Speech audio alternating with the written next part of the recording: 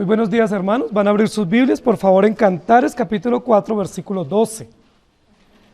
Y voy a usar como base, simplemente para introducir el tema de la enseñanza en esta mañana, una frase que aparece en Cantares, capítulo 4, versículo 12.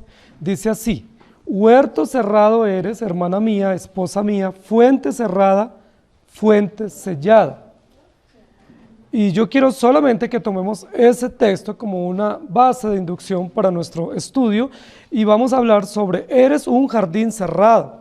Dice otra versión de esa manera: eres un jardín cerrado, para hablar sobre un asunto de la cosmovisión que tiene que ver con la creación. Estamos en el primer aspecto del método histórico redentivo, la creación o las cosas creadas o el carácter de las cosas creadas, y hoy nos corresponde hablar sobre asuntos de moralidad e integridad. El capítulo 4 del libro de Cantares describe de manera muy interesante, con múltiples metáforas, cómo es la integridad de una mujer o de un hombre o de una iglesia que teme a Dios. Es uno de los textos más extraordinarios a nivel poético para describir la integridad de la vida de una persona en todos los aspectos de la vida, no solo la integridad de la fe, de su carácter, de su entendimiento, sino también en asuntos sexuales. Cuando nosotros hablamos de integridad, tenemos que inmediatamente entender que hay asuntos morales de fondo, porque la integridad se funda en aspectos y principios morales. ¿Qué es la moralidad? Nosotros hemos intentado tocar tangencialmente el aspecto de la moralidad acá cuando hablamos sobre la creación del hombre a imagen y semejanza. Dijimos que básicamente la creación del hombre a imagen y semejanza tiene 4 aspectos, que uno es el aspecto de los atributos de la personalidad, atributos de la moralidad, atributos de la espiritualidad y la corporalidad, que básicamente esos 4 aspectos encierran la imagen y la semejanza.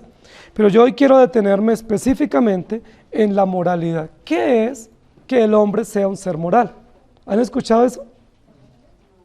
El hombre es un ser moral, es decir, es un agente moral.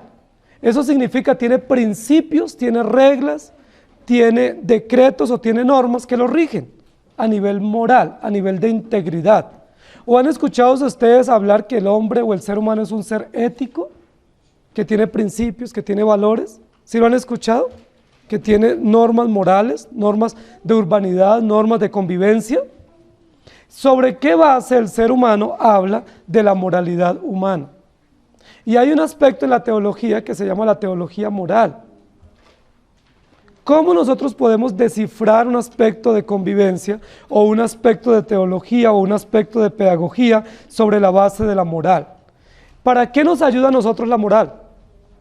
Pues para trabajar aspectos de dignidad humana, para entender aspectos de derechos fundamentales del hombre y de la mujer, para entender aspectos de convivencia social, para determinar lo que es bueno y lo que es malo y para establecer bases para la justicia.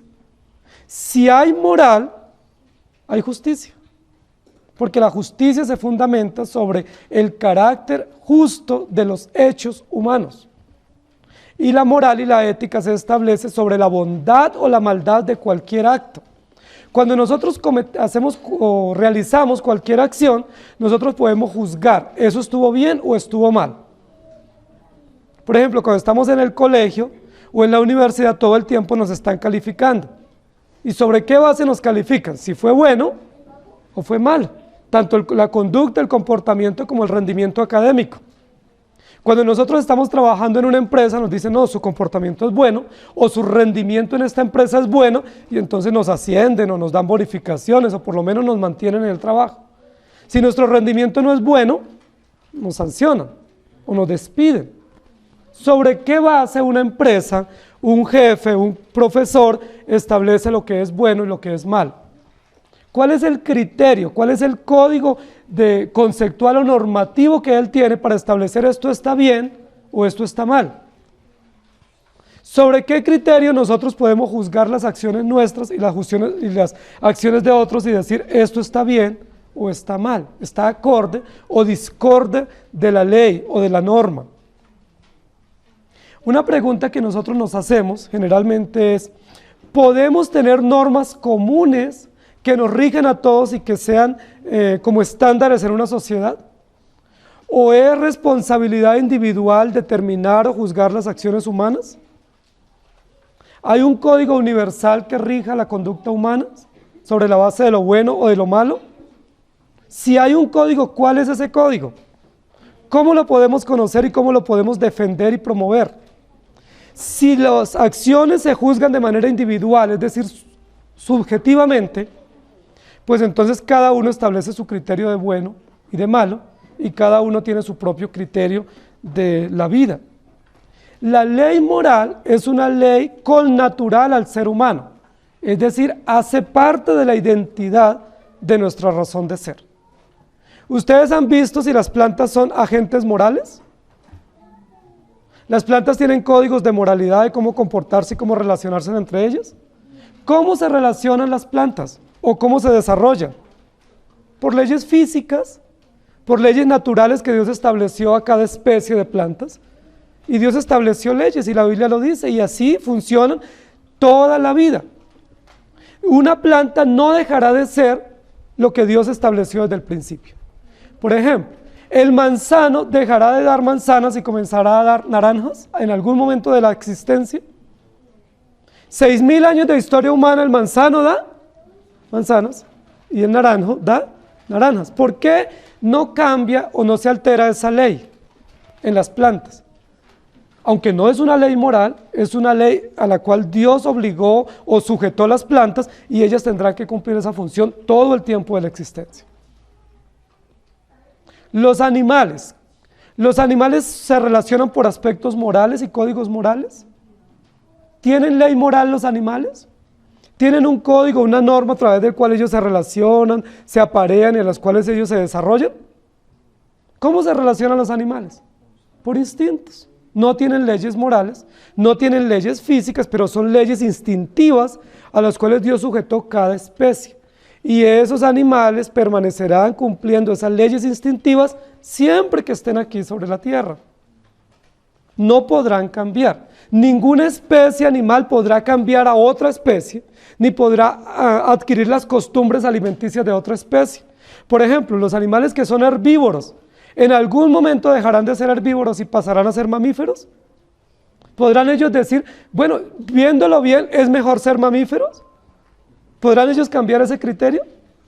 No pueden. Los animales que son carnívoros podrán decir, bueno, yo quiero volverme vegetariano y llegar a esa buena conclusión y dejar de ser carnívoros y volverse vegetarianos. ¿Por qué no lo pueden hacer los animales? Porque están sujetos a unas normas, a unos principios que Dios estableció desde el comienzo, que si bien es cierto, no son principios morales, son principios que obligan a esa especie a cumplir esas funciones bajo unos instintos y bajo unos gustos y unos propósitos de cada especie animal. Y no podrán cambiar. Mientras los minerales y las tierras y las plantas están sujetos a leyes orgánicas y leyes físicas, los animales a leyes instintivas, el hombre y la mujer están sujetos a unas leyes morales. Dios estableció de igual manera que el hombre y la mujer estén sujetos a unas leyes morales, es decir, a un código de conducta, a unas normas, a unos principios que el hombre tampoco puede crear ni puede alterar. Así como las plantas no pueden cambiar de especie, y así como los animales no pueden cambiar de gustos alimenticios ni de condición de ser, de igual manera el hombre y la mujer no pueden alterar el principio moral. Y si lo alteran o intentan alterarlo, ¿a quién tienen que dar cuentas? A Dios. Porque el hombre y la mujer están sujetos a un código moral, a un código universal que tiene que ver con su condición moral, con su condición ética, y está sujeto a ella. Es muy interesante, queridos hermanos, cómo nuestra sociedad cada vez se desvía del propósito moral para el cual Dios la creó. Por ejemplo, si nosotros vemos que están maltratando a un animalito, ¿qué siente la sociedad? Siente mucho dolor y enseguida pasa una denuncia a una entidad promotora o protectora de animales. Pero todos los días no abortan niños en este país.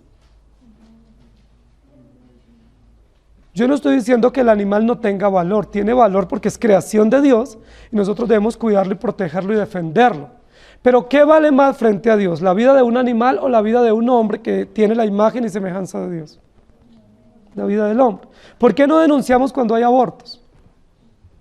¿Y por qué no defendemos la vida? Pero si están tumbando un árbol, una persona se puede ir a la cárcel por tumbar un árbol en el parque, pero no se va a la cárcel por abortar. ¿No es eso contradictorio? ¿No es contradictorio que una planta valga más que la vida de una persona? Que a los niños los boten en la basura, pero los animales los recogen y los venden. Todos los días en esta gran ciudad se encuentran 5 niños en la basura. Todos los días en esta ciudad. ¿No es eso triste? De muchas madres que se hacen responsables de sus embarazos y luego botan sus niños a la basura o a los caños. ¿Quién dice algo por eso? No decimos nada.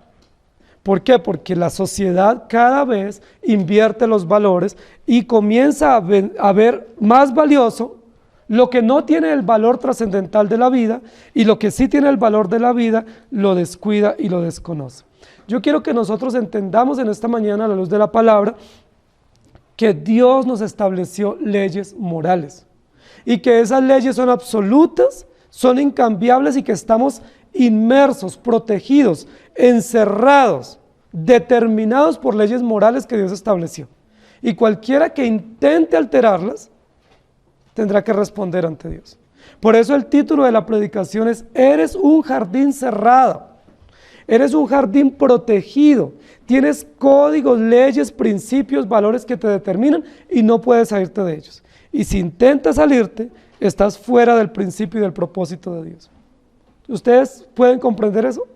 Que ustedes y yo somos como un jardín cerrado y protegido, que Dios no dejó nada al azar en asuntos morales, que Dios no dijo, bueno, yo les voy a dar estas características y después cada uno pues mire a ver cómo funciona mejor y cómo siente más libertad y más placer y pues hágalo de la manera que lo considere pertinente. Dios no dejó así la sociedad. Dios nos creó a su imagen y semejanza, imprimió un carácter moral en nosotros y nos dio condiciones determinadas. Eres un jardín cerrado, es decir, no tienes nada a tu libre elección. Y eso va en contra de un pensamiento filosófico que es una falacia sobre el libre albedrío. Es decir, Dios creó al hombre y cada persona libre y voluntariamente determina lo que quiere. Eso no existe desde la Escritura y desde la condición propia del ser. Eres un jardín cerrado. ¿Por qué nos cerró Dios? ¿Y cómo nos cerró? Primero nos estableció un cerco poniendo unas barras firmes que son los principios de Dios. Dios nos dio principios, es decir, nos dio fundamentos, nos dio condiciones para nosotros poder vivir el Evangelio. Los principios son como las columnas. Cuando nosotros vamos a establecer un cerramiento o una cerca en una granja o en un jardín, lo primero que tenemos que poner son las columnas, ¿cierto? O los postes o las barras, que son las que nos ayudan para soportar el cerramiento. Dios nos puso barras o nos puso columnas en ese cerramiento y esas columnas se llaman los principios. La Biblia habla sobre los principios. Los principios son reglas que deben seguirse. Los principios son propósitos determinados que Dios estableció para que nosotros los sigamos. Dios no dejó libre a la libre elección nuestra que determinemos los principios. Dios no dijo, yo te voy a crear y cada uno mire a ver cómo camina. ¿O ustedes encuentran eso en la Biblia? Dios estableció principios. Dios nos dijo, usted lo creé para este propósito, para que haga mi voluntad y la va a hacer. Y la tiene que hacer y esta es la razón por la cual yo te creé. Por eso podemos decir que los principios o esas barras que establecen el cerramiento que Dios nos dio como seres y como sociedades, son un conjunto de normas, de leyes, de comportamientos y de costumbres promulgadas por Dios. Todas las costumbres o los principios que Dios determinó están establecidos por Él para su propio gozo, para su propia gloria, pero también para nuestra protección. No sé si ustedes recuerdan un poco la narración de Génesis capítulo 2 y capítulo 3, cuando dice la Biblia que Dios creó al hombre y la mujer y los puso en un huerto. Y ese huerto era un huerto que estaba protegido. ¿Recuerdan? Estaba cercado. Tenía límites, pero estaba cercado. Y dentro de ese huerto ellos tenían libertades, pero habían límites. De igual manera, cuando dice en Cantares capítulo 4:12, hablando sobre la integridad y sobre asuntos morales, dice, eres tú como un jardín cerrado. Y es como una evocación a la narración de Génesis capítulo 2.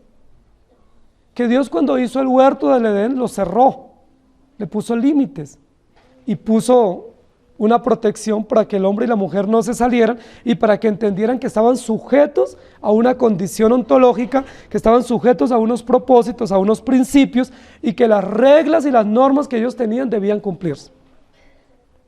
Queridos hermanos, esto es un asunto supremamente importante y va contra todo aspecto de la evolución. ¿Sabe qué dice la evolución? La evolución dice todas las costumbres son cambiantes. Todas las reglas son cambiantes. No hay normas absolutas, no hay principios absolutos. Los principios van cambiando dependiendo de la condición del hombre y dependiendo de la cultura y dependiendo de la política y dependiendo del pensamiento que se va desarrollando. ¿Han escuchado eso? Todas las costumbres van cambiando. Vivimos en una sociedad cambiante, dicen ellos, una sociedad que se está modernizando y cada uno de nosotros tiene que volverse cada vez más moderno, una mente más abierta, una mente más amplia. ¿Qué dice la Biblia con relación a aspectos morales? ¿Debemos tener esa mente amplia y más abiertos a los cambios? La Biblia dice, no, Dios nos creó, varón y hembra, para cumplir un propósito moral frente a Dios y frente a la sociedad. No hay cambios morales. Ahora, si nosotros decimos que hay cambios morales de esos principios, ¿contra quién estamos atentando directamente? Contra Dios. ¿Quién imprimió en nosotros el carácter moral? ¿Por qué las plantas no son seres morales? ¿Por qué los animales no son seres morales? Porque no fueron creados a imagen y semejanza. Como las plantas y los minerales y los animales no fueron creados a la imagen y la semejanza, ellos no son seres morales, son seres, son plantas, son vegetales, son animales, pero no son seres vivientes. ¿Quién es el único ser viviente sobre la tierra? El hombre, porque dice la Biblia que Dios sopló en su nariz y lo llamó un ser viviente, responsable moralmente ante Dios. Si decimos que no hay principios absolutos morales, estamos en primer lugar metiéndonos en serios problemas contra Dios, diciendo Dios no existe, Dios no es absoluto y Dios no es un ser moral. Esa es la primera condición pecaminosa y muy riesgosa. Pero si decimos que no hay principios absolutos, ¿qué más estamos diciendo con relación al hombre? No hay responsabilidad moral. Los seres humanos nos movemos por instintos. Los seres humanos no entendemos el origen de la vida y el origen del mal y el origen del bien, y por eso nos movemos por instinto y no tenemos que responder ante Dios. Si vivimos, hacemos lo que hagamos, no tenemos que responder ante Dios.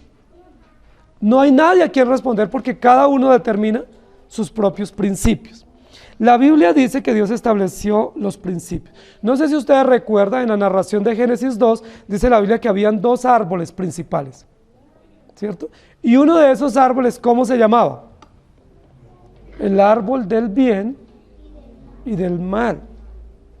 Es decir, Dios estableció y mostró visiblemente en el huerto del Edén que hay un bien y hay un mal, y que Dios es el autor de todo bien, y que Dios como autor de todo bien estableció principios universales, principios inmutables y principios eternos que rigen la condición del hombre, y que en esa condición moral Dios imprimió lo que es bueno y lo que a Él le agrada.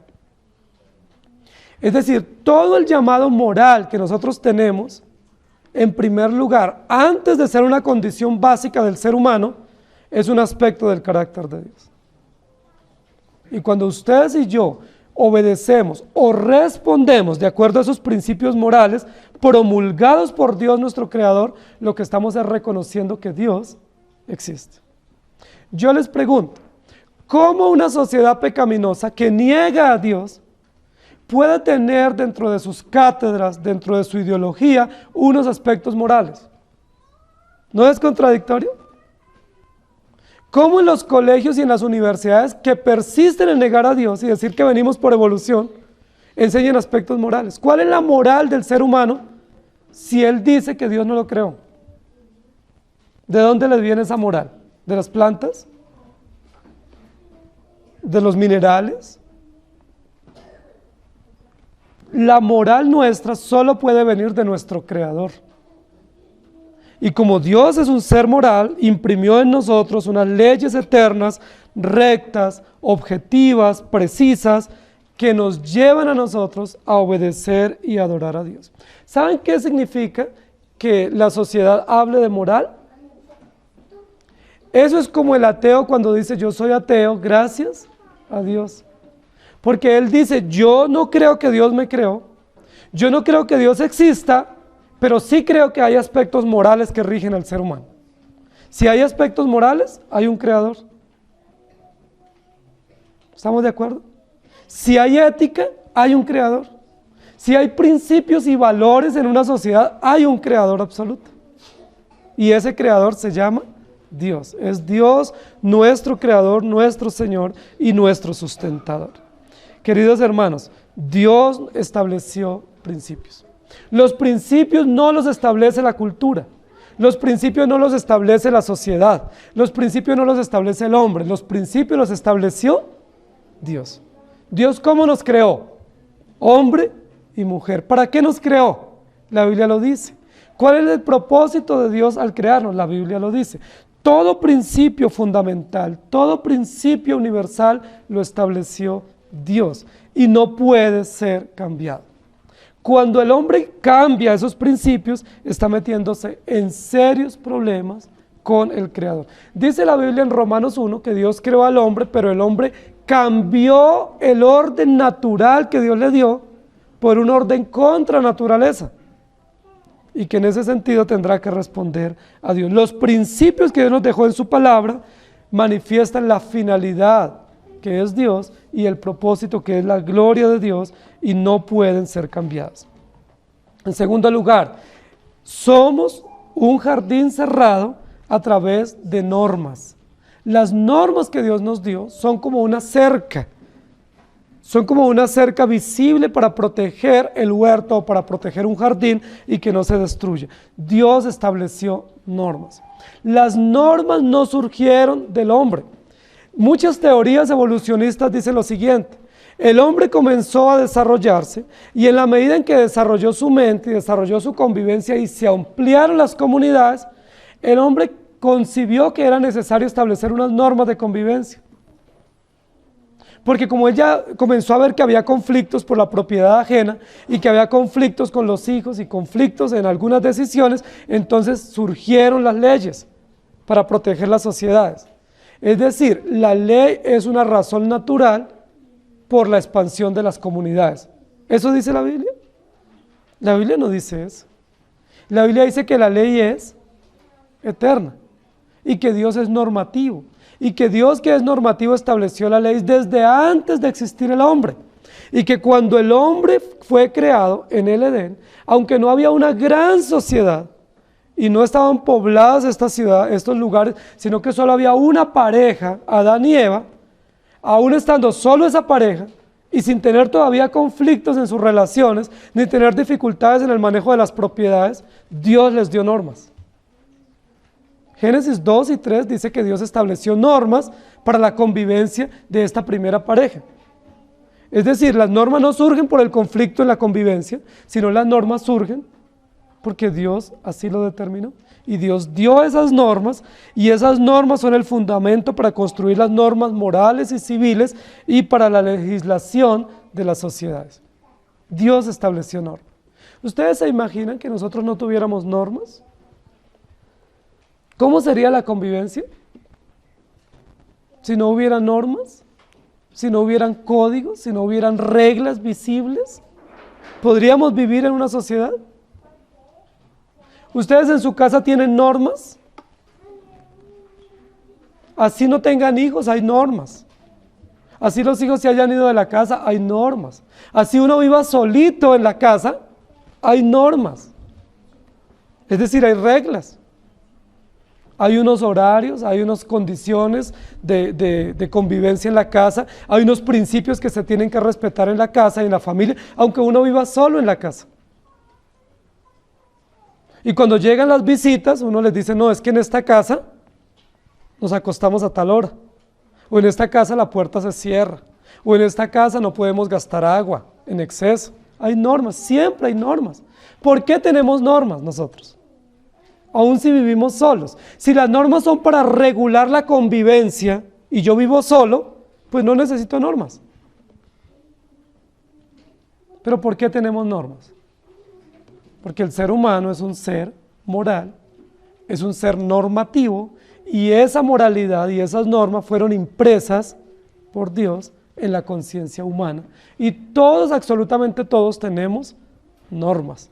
Tenemos principios, tenemos reglas, tenemos instrucciones, tenemos un marco de protección que nos guarda.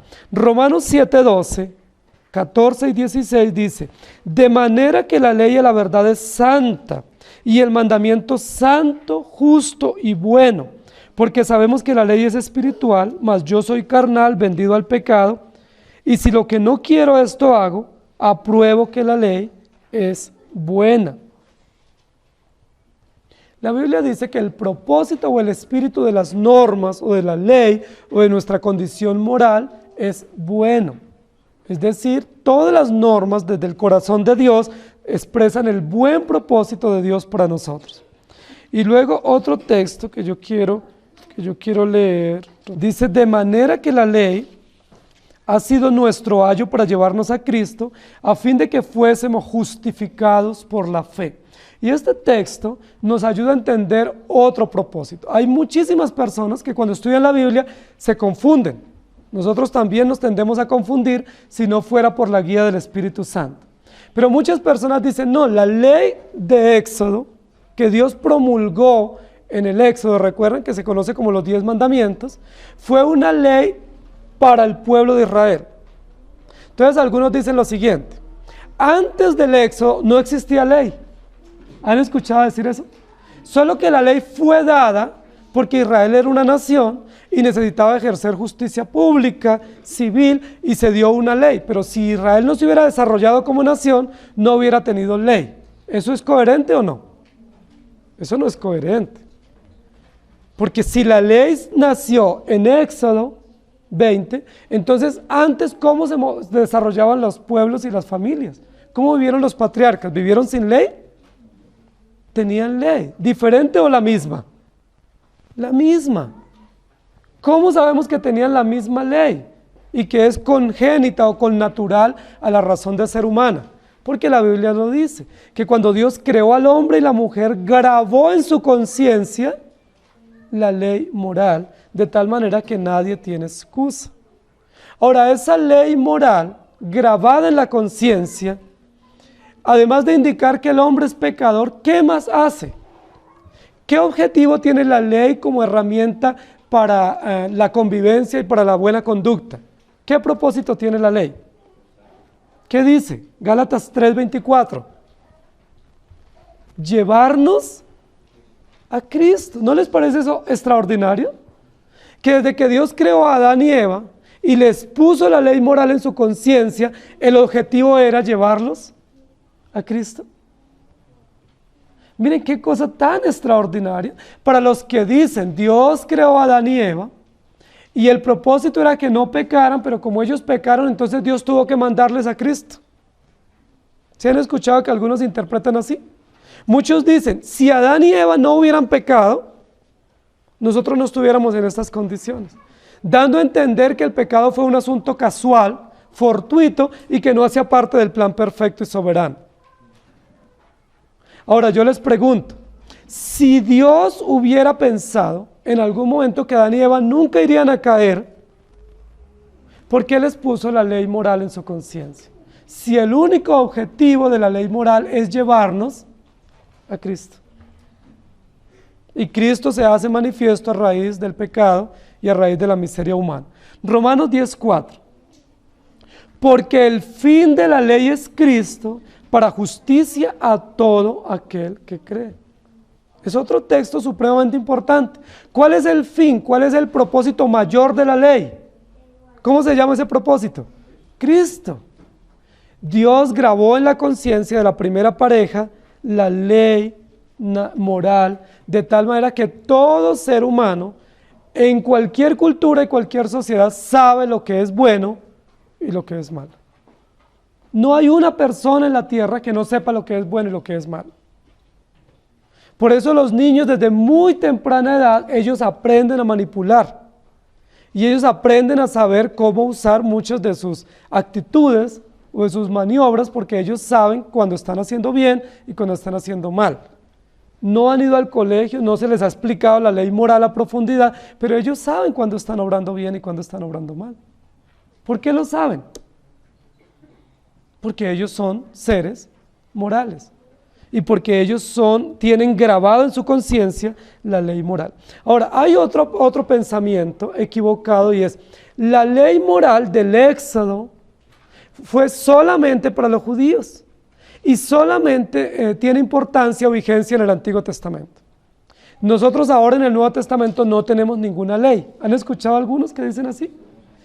Antes vivían bajo la ley, ahora vivimos bajo la gracia.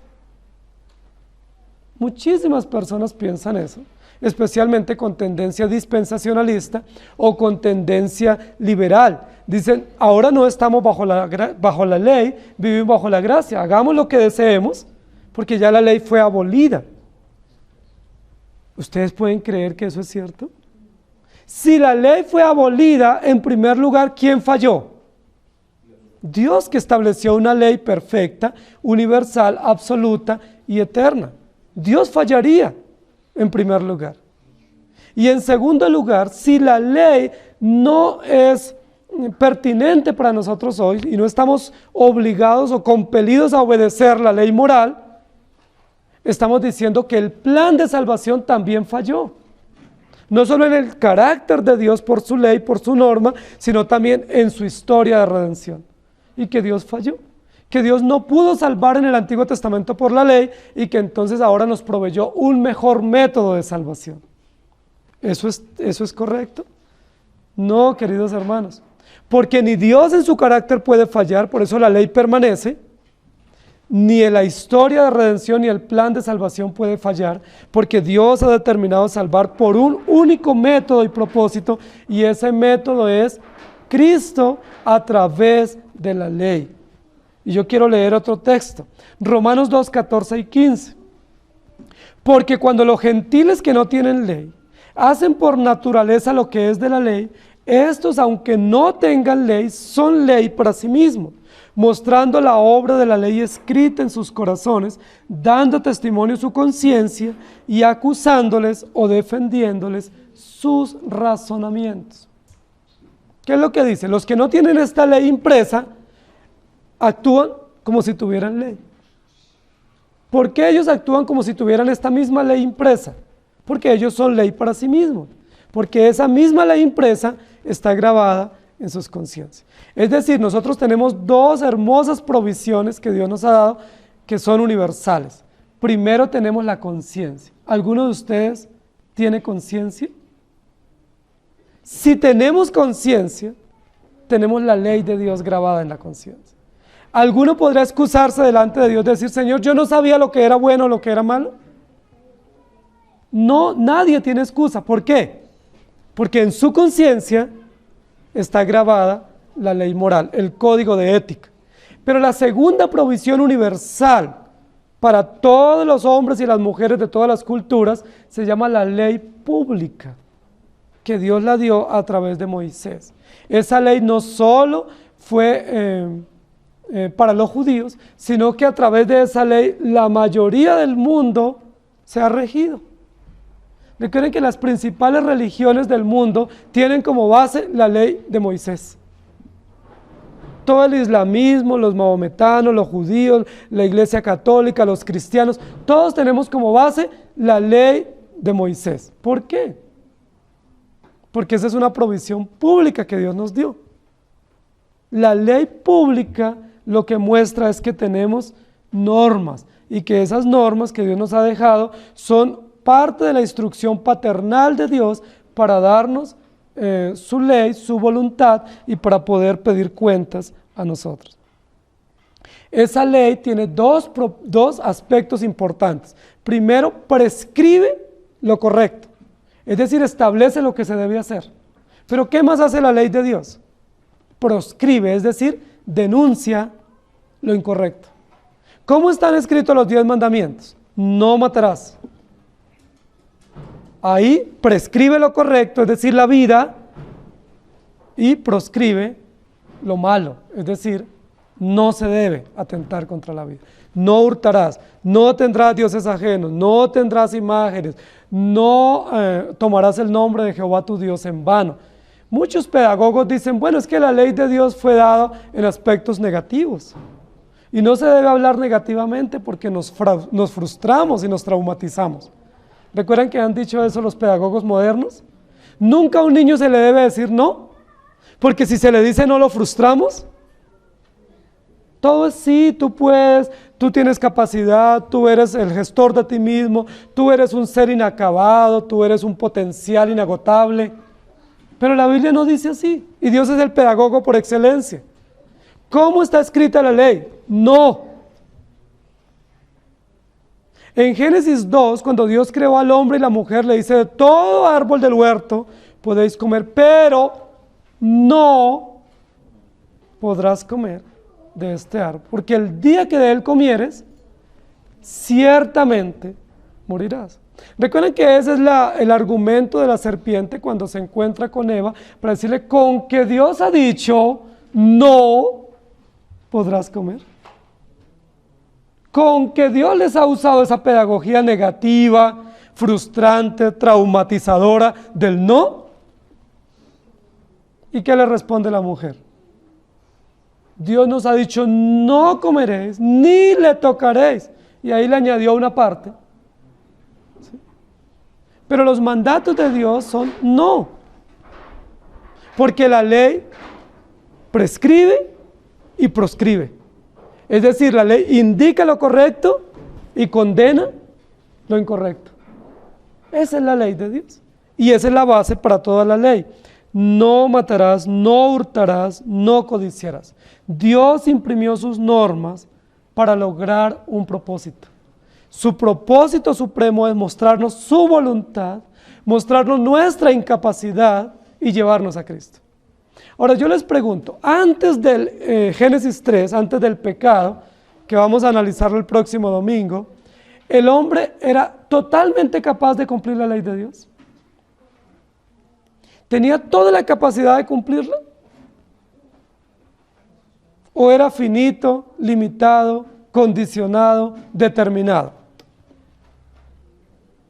Porque si el hombre podía cumplirla, ¿por qué no la cumplió?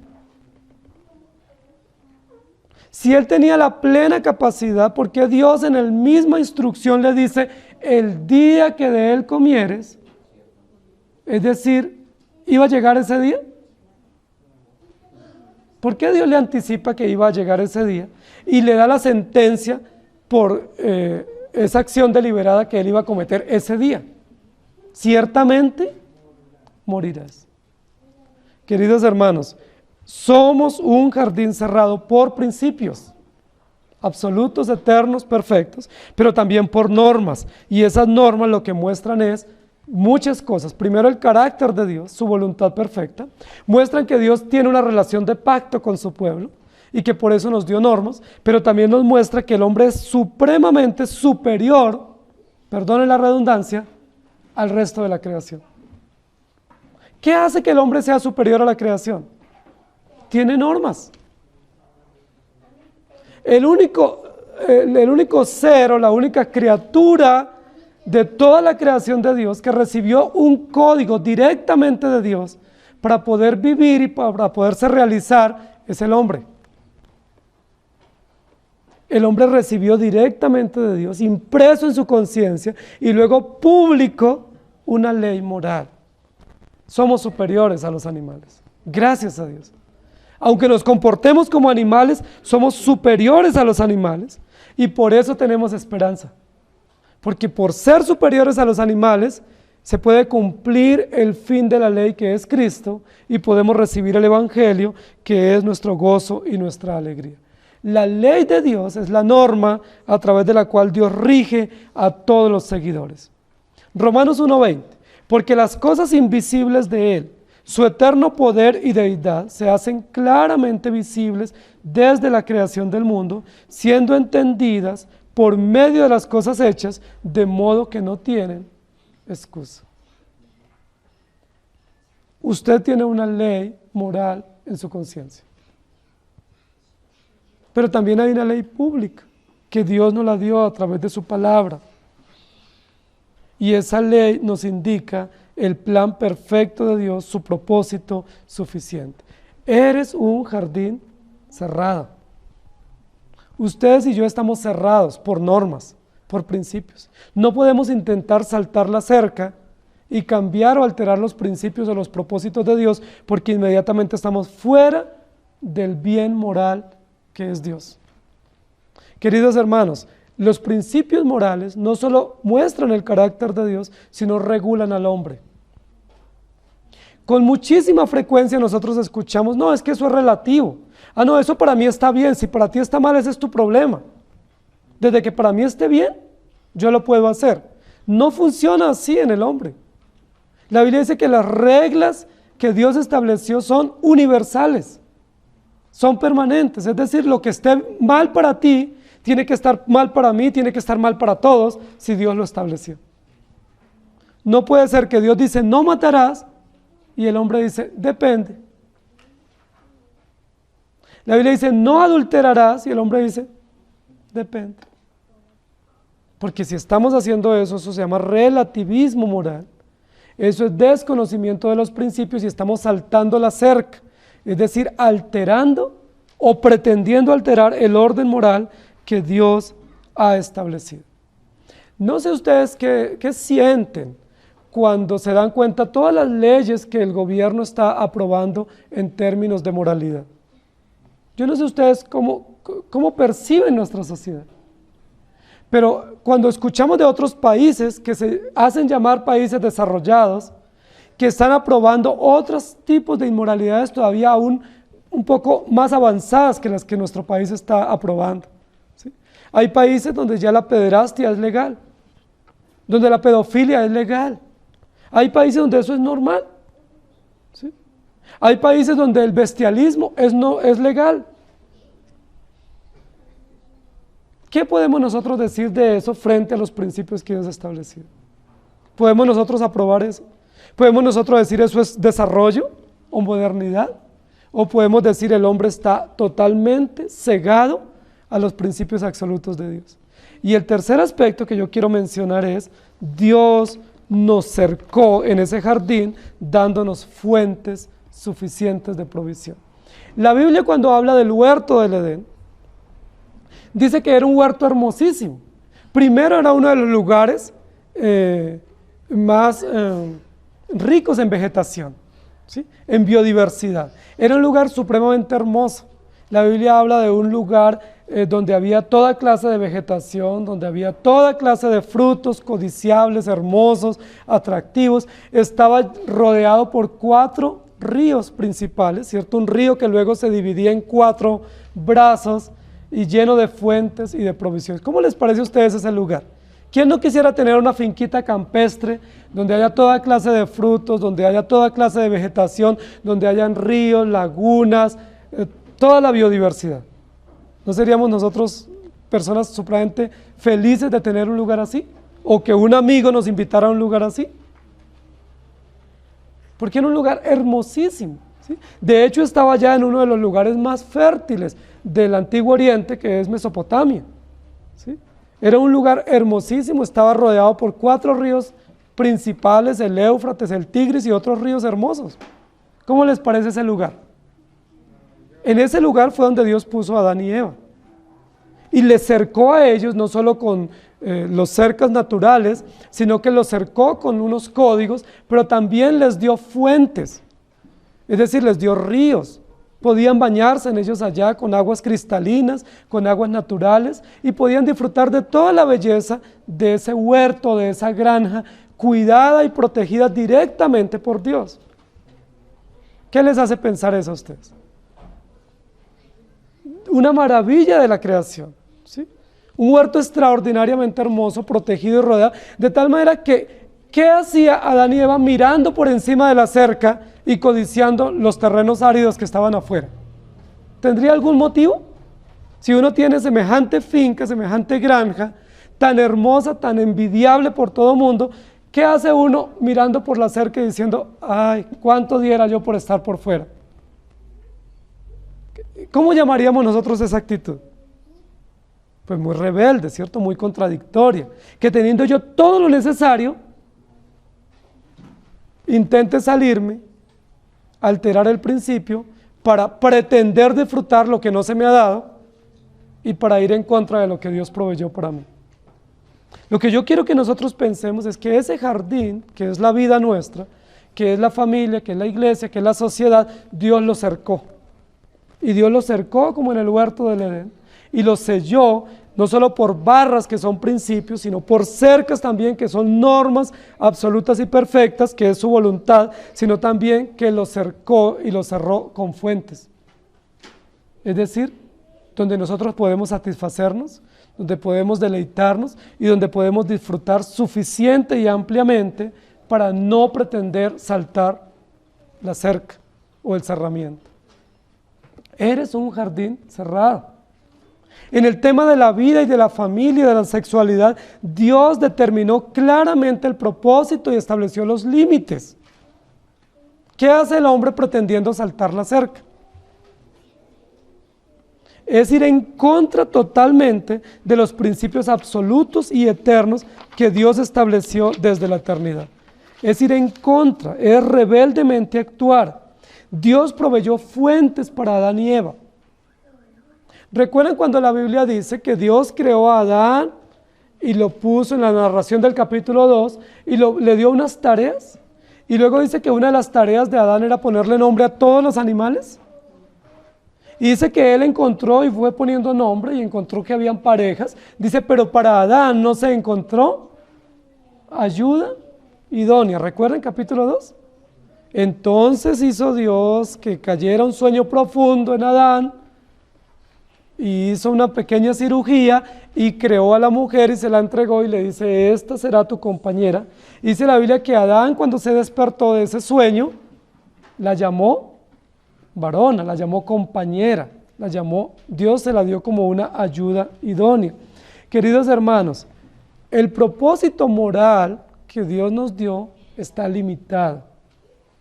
Tiene límites, Dios estableció límites, pero esos límites son como una fuente de placer y de alegría, de deleite para nosotros no salirnos, porque el que se sale está en contra del propósito de Dios. Dios nos hizo seres sexuales o seres sexuados. Ese es parte del plan perfecto de Dios. Hace parte del diseño de Dios para la procreación. Hace parte del diseño de Dios para el desarrollo de la sociedad y de la familia. Pero Dios estableció límites. Aún dentro del matrimonio hay límites. Aún hay propósitos establecidos por Dios. Procreación, mayordomía, deleite, pero limitado, restringido, porque es el plan perfecto de Dios y porque Dios promueve es la adoración del hombre, aún a través de toda la provisión que Él nos ha dado. La Biblia dice, todo lo que hagamos sea para la gloria de Dios. Aún en esa determinación sexual, Dios nos dio límites y propósitos, y el propósito es la gloria de Dios. Que el ser humano adore a Dios y lo engrandezca, obedeciendo las restricciones y sometiéndose a sus mandatos. Dios no dio al hombre la sexualidad para que la use libremente. Es decir, no se la dio y le dijo, bueno, pues lo que tú sientas y quieras, hazlo. Dios dio la sexualidad al hombre para que la cumpla bajo los límites y los propósitos que Él estableció.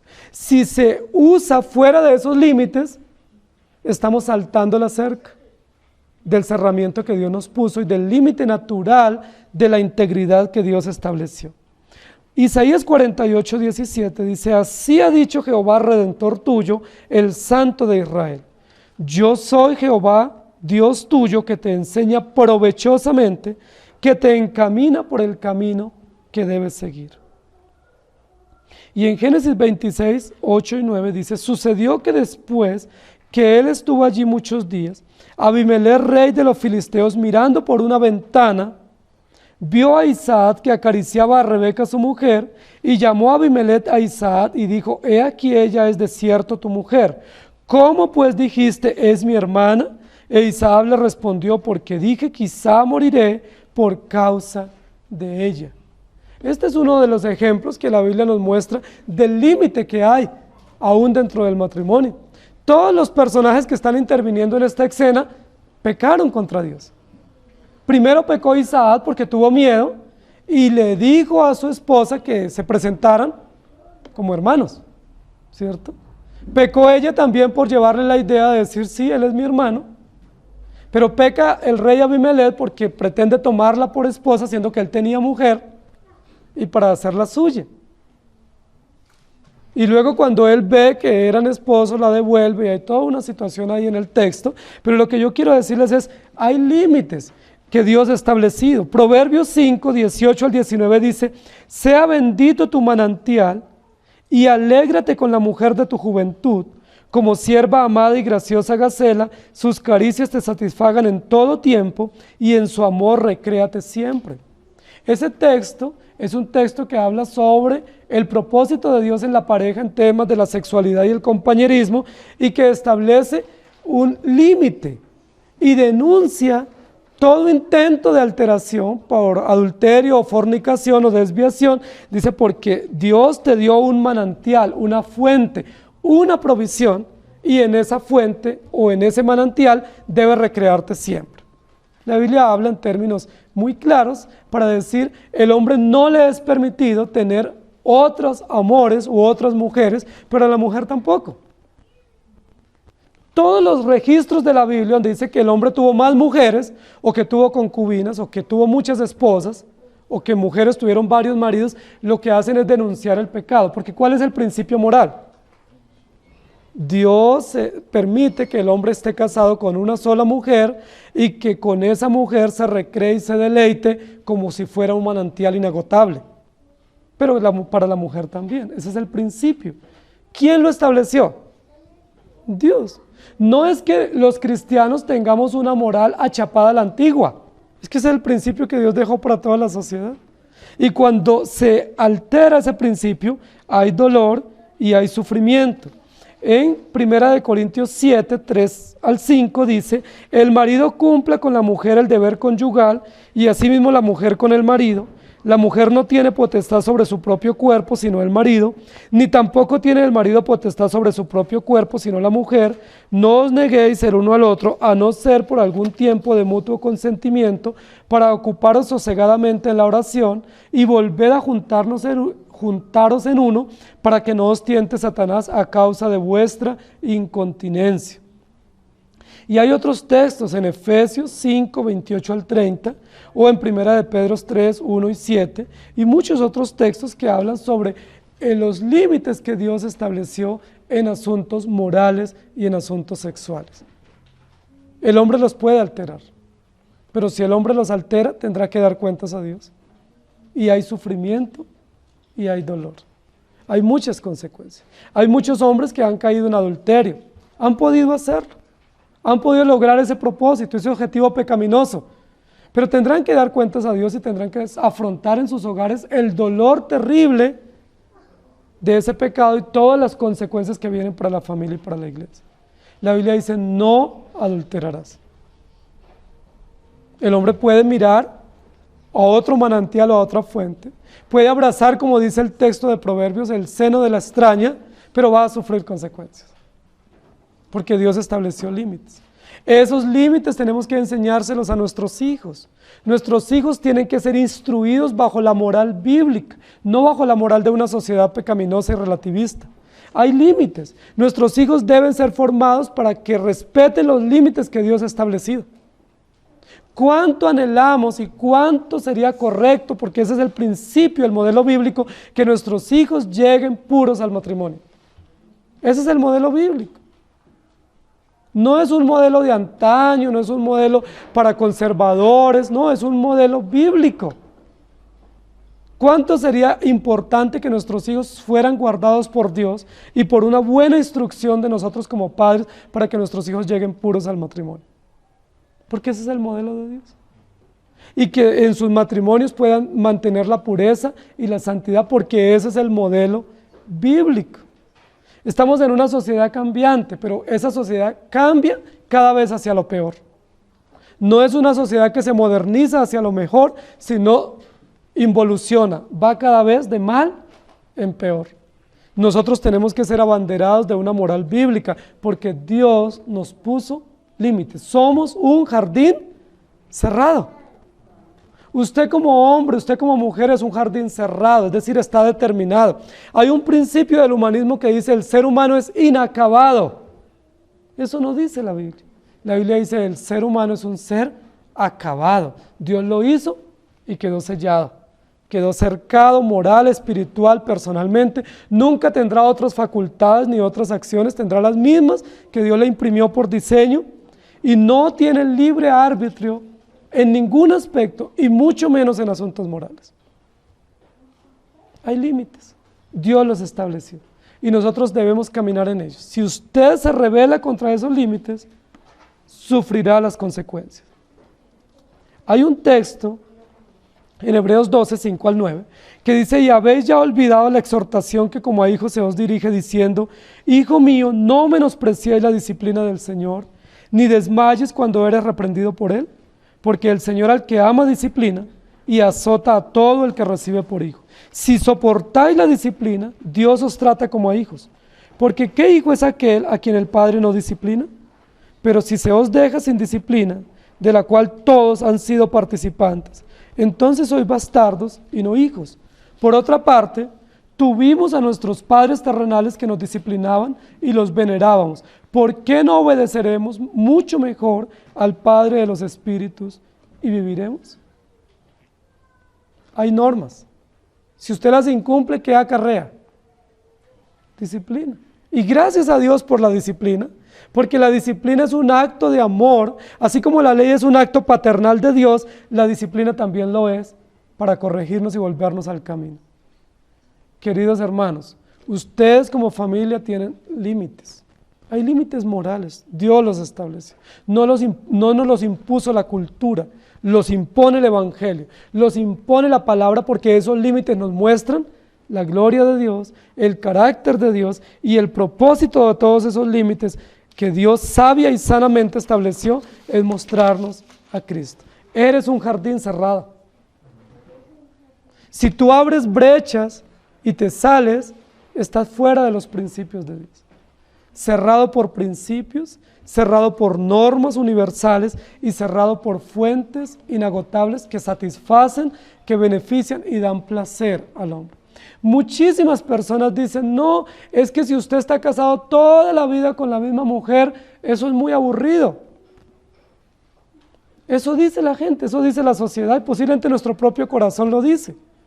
Pero saben, los que han tenido la oportunidad de tener varias mujeres, por la razón que sea, saben el dolor que les ha causado eso. Yo no sé si ustedes escucharon una entrevista hace algunos años a una famosa actriz, Elizabeth Taylor, que le preguntaron, le dijeron, pero usted es una mujer muy famosa, es una actriz de Hollywood, es una mujer muy distinguida, con mucho talento como actriz y muy hermosa físicamente. ¿Usted cómo se siente ahora que está en su 7º matrimonio? Y ella lo que dijo para el entrevistador dijo, daría todo lo que yo tengo en el mundo por encontrar un hombre que me haga feliz y por no tener que pasar por esto. Daría todo para ser feliz, porque el hecho de que hubiera tenido 7 esposos no la hacía feliz. Más bien era una demostración de lo infeliz, de lo insatisfecha y de lo frustrada que estaba. La Biblia dice que Dios nos puso límites. Debemos respetar los límites que Dios nos ha dado, porque esos límites honran a Dios, esos límites nos protegen a nosotros y esos límites salvaguardan la sociedad en la que nosotros estamos. La sociedad que habla de cambiar y alterar los principios es una sociedad sin límites de contención moral, y por eso está como está nuestra sociedad. Avances tecnológicos, avances científicos, pero deterioro moral, ¿sí? Socavando cada día las bases de la sociedad en términos morales, y cada vez vamos de mal en peor. Más sin embargo, la Biblia dice, si nosotros servimos a Dios, seremos como árbol plantado junto a corrientes de aguas que da su fruto a su tiempo y su hoja no cae, y todo lo que hace prosperará. Y yo quiero que vayamos terminando con un texto de 1 de Samuel 15, 22 al 23, que fue uno de los textos que aprendí en mi niñez. Dice, y Samuel dijo, se complace Jehová tanto en los holocaustos y víctimas como en que se obedezca a las palabras de Jehová. Ciertamente el obedecer es mejor que los sacrificios y el prestar atención que la grosura de los carneros. Porque como pecado de adivinación es la rebelión y como ídolos e idolatría la obstinación, por cuanto tú desechaste la palabra de Jehová, Él también te ha desechado para que no seas rey. Y en Juan 15:8 dice, en esto es glorificado mi Padre, en que llevéis mucho fruto y seáis así mis discípulos. Y Gálatas 5:22, mas el fruto del Espíritu es amor, gozo, paz, paciencia, benignidad, bondad, fe. ¿El ser humano es un ser determinado? Sí es determinado, no por la cultura ni la sociedad, determinado por Dios. ¿El ser humano es normativo? Claro que sí, no por normas culturales de cada sociedad, sino por normas establecidas por Dios. El ser humano está determinado por principios que no debe alterar, pero esos principios constituyen en sí mismo fuentes inagotables de deleite, de placer y de satisfacción para la gloria de Dios, pero también para nuestro gozo y bienestar. Eres un jardín cerrado. Sus hijos son jardines cerrados. No los exponga, porque cuando exponemos nuestros hijos deliberadamente, posiblemente ese jardín cerrado llega a ser un jardín pisoteado y destruido y abusado. ¿Saben ustedes de lo trágico del abuso, de la violencia, del maltrato, de todas las situaciones que conlleva a veces exponer a nuestros hijos? Nuestros hijos son jardines cerrados y protegidos por Dios, pero a veces nosotros como padres los exponemos. Y los exponemos para que sean pisoteados y esas bellas flores, esos bellos jardines sean pisoteados y tengan grandes sufrimientos y sufran las consecuencias de su desobediencia. Dios nos ha determinado, que Dios nos ayude para obedecer. Inclinen su rostro. Amado Señor, gracias te damos, porque tú nos has creado a tu imagen y semejanza. Nos has dado normas preciosas. Nos has dado normas hermosas, has puesto límites preciosos en nuestra propia condición como seres, como hombres o como mujeres. Has establecido el matrimonio y has establecido límites dentro del matrimonio. Aún la sexualidad tiene orden y fundamento aún para la pareja. Gracias, Señor, por darnos hijos, porque así como nosotros somos un jardín protegido por ti, nuestros hijos también lo son. Ayúdanos a ser sabios, amando tus principios, protegiendo, Señor, y defendiendo la vida y la moral bíblica, y ayudándonos mutuamente para ser preservados de ser pisoteados y que ese bello jardín sea un terreno árido, doloroso y lleno de miseria. Gracias porque tú nos has determinado por principios absolutos que están en tu palabra, por normas que son como una cerca preciosa y por fuentes inagotables. Tus principios en todas las áreas, incluida la sexualidad, son como una fuente de placer, de deleite, son como un manantial en el cual podemos recrearnos, son como ríos cristalinos de agua viva que nos llevan a ti y nos muestran lo precioso, lo perfecto, lo suficiente, lo bondadoso que eres. Gracias por ayudar a los esposos a entender los principios, a vivir para ti. Gracias por ayudarnos como hijos a entender los límites y las restricciones en todos los aspectos morales y de relaciones. Y gracias por ayudarnos a mostrar que somos pecadores y que solo hay esperanza en ti. Gracias por proteger la iglesia, por proteger la familia y por salvaguardar las bases de la sociedad en la cual nos has puesto. Muchas gracias te damos, porque tú mismo nos has constituido un jardín para ti y has puesto límites que muestran tu carácter y tu voluntad. En el nombre de Jesús. Amén. Que el Señor les bendiga, hermanos.